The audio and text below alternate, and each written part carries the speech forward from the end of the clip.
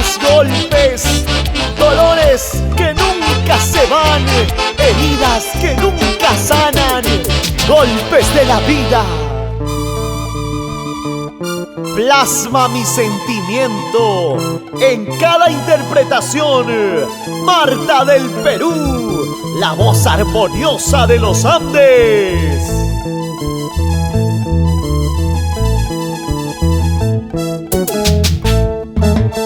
Entre los pinuales, entre los pindales, una palomita que alegre cantaba.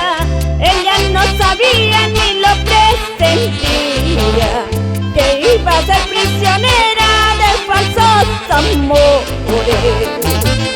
Entre los pinuales, entre los pindales, una palomita que alegre cantaba.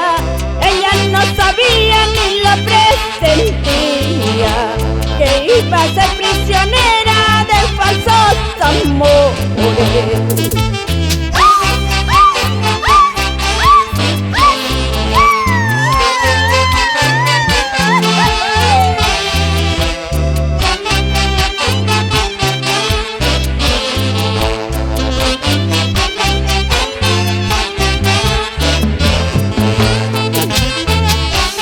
Ese pasito suavecito.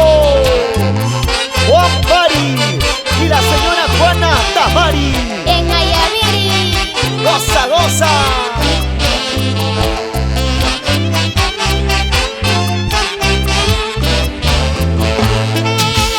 signos de la suerte, golpes de la vida. Así es, palomita, así es el destino.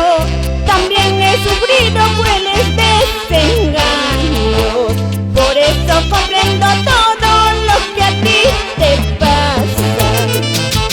Signos de la suerte, golpes de la vida. Así es, palomita, así es el destino. También he sufrido crueles desengaños, por eso comprendo todo lo que a ti te pasa.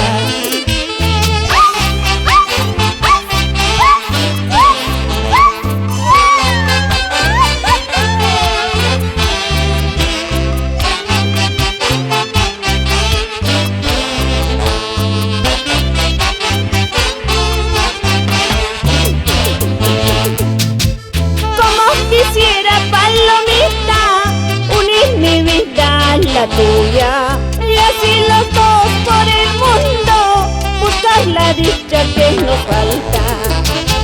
Como quisiera, palomita, unir mi vida a la tuya, y así los dos por el mundo buscar la dicha que nos falta.